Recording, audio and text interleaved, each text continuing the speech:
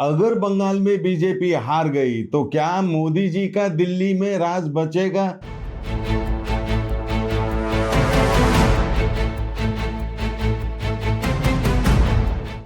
जवाब आपको चौंका सकता है। देखिए बंगाल की लड़ाई कैसे दिल्ली तक असर कर सकती है। नमस्कार, मैं राकेश सोमानी, आप देख रहे हैं एसके लाइव न्यूज। बंगाल हारी तो बीजेपी की दिल्ली की कुर्सी हिल जाएगी। पूरा गेम प्लान समझिए। प्रधानमंत्री से लेकर गृह मंत्री तक टॉप नेतृत्व बंगाल कैंपेन में फुल टाइम लगा है। केंद्रीय गृह मंत्री और बीजेपी शासित राज्यों के सीएम लगातार बंगाल में कैंपेनिंग कर रहे हैं। पार्टी का अपना स्ट्रेटेजी और कंट्रोल रूम एक्टिव है। केंद्रीय बलों की तैनाती, ऑब्जर्वर्स और चुनावी मॉनिटरिंग पर सख्त फोकस की बातें हो रही है। विपक्ष आरोप लगाता है कि कई एजेंसियां एक दिशा में काम कर रही है। सवाल यही है, इतनी ताकत झोंकने के बाद भी अगर बीजेपी बंगाल हारती है तो क्या होगा? तो एक बड़ा राजनीतिक नैरेटिव बन सकता है कि इतनी बड़ी चुनावी मशीनरी, केंद्र की ताकत और बड़े नेताओं के कैंपेन के बावजूद यह ममता बनर्जी जैसी मजबूत क्षेत्रीय नेता को नहीं हरा पाए। इससे ममता बनर्जी का कद राष्ट्रीय राजनीति में और भी बढ़ सकता है और विपक्ष उन्हें एक मजबूत चेहरे के रूप में पेश कर सकता है। इससे विपक्ष को एक नई एनर्जी मिलेगी। अभी स्थिति यह है कि बीजेपी केंद्र में अपने दम पर 272 के आंकड़े से नीचे है, लेकिन एनडीए गठबंधन के साथ सरकार चल रही है। अगर भविष्य में विपक्ष एकजुट होता है तो क्षेत्रीय दल मजबूत होते हैं, तो 2029 का लोकसभा चुनाव भी भाजपा के लिए मुश्किल हो जाएगा। यही नहीं, बंगाल की हार का असर सीधा आगामी उत्तर प्रदेश चुनाव पर पड़ेगा और हम सब जानते हैं कि दिल्ली का रास्ता यूपी से होकर ही जाता है।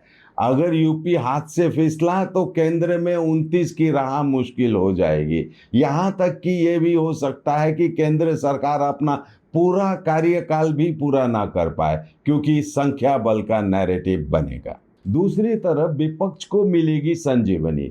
बंगाल की हार बीजेपी के उस विजय रथ को रोक देगी जो सालों से चल रहा है। ये एक मनोवैज्ञानिक हार होगी जो पूरे देश के विपक्ष में एक नई जान फूंक देगी।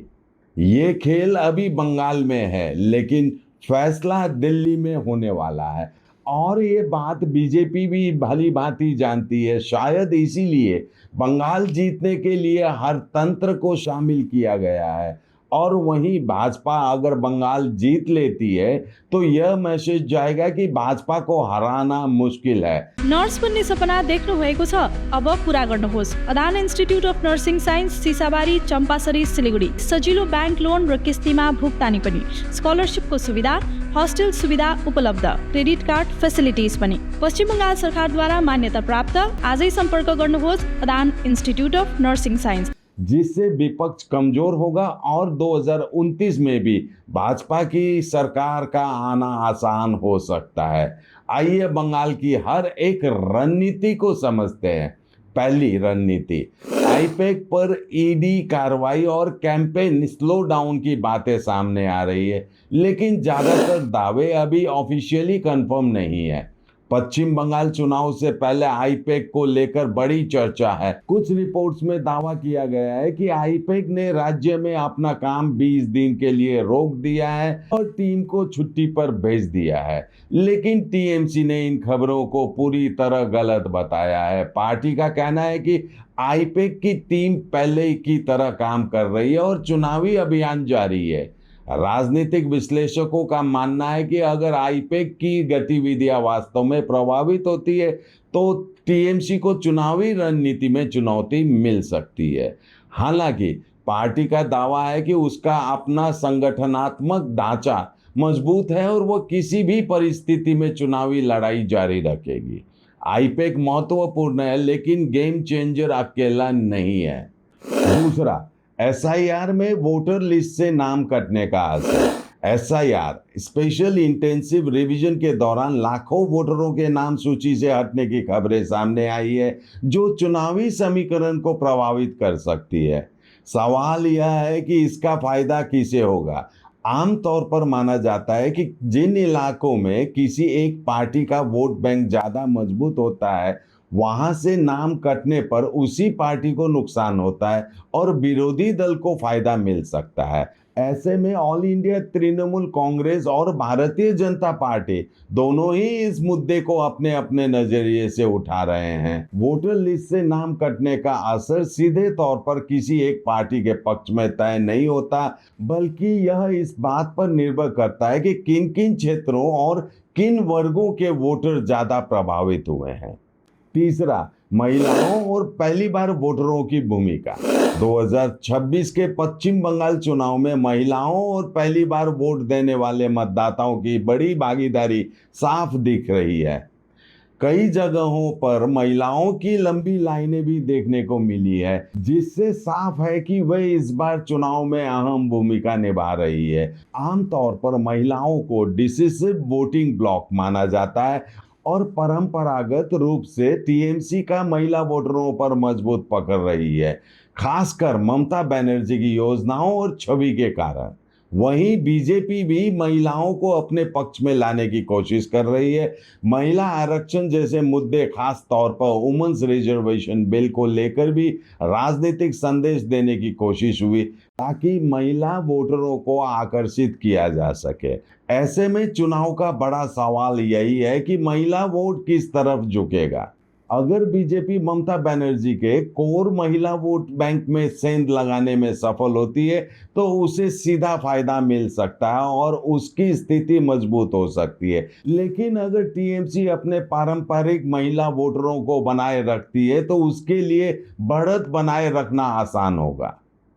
इस चुनाव में महिला वोटर ही सबसे बड़ा गेम चेंजर फैक्टर है। उनका रुझान ही तय करेगा सत्ता किसके हाथ में जाएगी।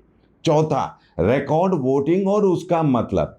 इस बार पहले चरण में करीब 92% वोटिंग दर्ज हुई, जो बहुत बड़ा आंकड़ा माना जा रहा है। और सबसे बड़ा सवाल यही है कि इस जबरदस्त वोटिंग से फायदा किसे होगा। क्या यह ममता बनर्जी के पक्ष में लहर का संकेत है, या फिर बीजेपी के प्रति बढ़ते भरोसे को दिखाता है, या फिर यह टीएमसी के खिलाफ एंटी इनकम्बेंसी का असर है। एक और पहलू यह भी है कि एसआईआर, एनआरसी, सीए जैसे मुद्दे को लेकर लोगों में जो डर या जागरूकता बनी, उसकी वजह से भी वोटर बड़ी संख्या में खुद बूथ तक पहुंचे हो सकते हैं। इतनी भारी वोटिंग का मतलब साफ तौर पर किसी एक पार्टी के पक्ष में नहीं है। यह कई फैक्टर का मिला जुला असर हो सकता है और असली तस्वीर नतीजों के दिन साफ होगी। कुल मिलाकर बंगाल का चुनाव अब देश की दशा और दिशा तय करेगा। अगर बीजेपी जीती तो 2029 का रास्ता साफ है, और अगर हारी तो दिल्ली में खेला होना तय है। बॉटम लाइन, बंगाल का ये चुनाव सिर्फ एक राज्य का नहीं, ये 2029 के केंद्र की तस्वीर तय करेगा। आपको क्या लगता है, ये रिकॉर्ड वोटिंग किसके पक्ष में जाएगी और क्यों? अपनी राय नीचे कमेंट्स में जरूर बताएं। आज के लिए इतना ही। देखते रहिए एसके लाइव न्यूज, आपका समय आपकी खबर। धन्यवाद। Punjab state dear Baisakhi bumper पहिलो पुरस्कार 6 करोड़ गारंटीड। टिकट को दाम 500 रुपया। ड्रॉ 18 अप्रैल। पहिलो पुरस्कार केवल बिक्री भएका टिकट बाट। पंजाब सरकार डियर बैसाखी बम्पर 2025 लॉटरी में पहिलो पुरस्कार विजेता तरसिम लाल। के तपाईं हुनुहुन्छ यसपालिको करोडपति? Tired of wasting time finding parking at malls? At Amit Olympia, you'll never struggle again. With 9 floors of parking, connecting to all floors of the mall.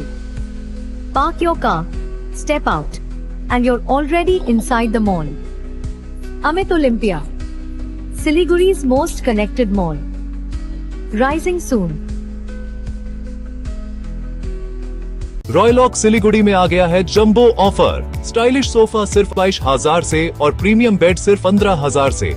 Recliner, dining, home decor, office और outdoor furniture पर 70% तक की छूट। आज ही आए सालूगाड़ा के पास, Sevoke road, Siliguri. Call करें 7076969111।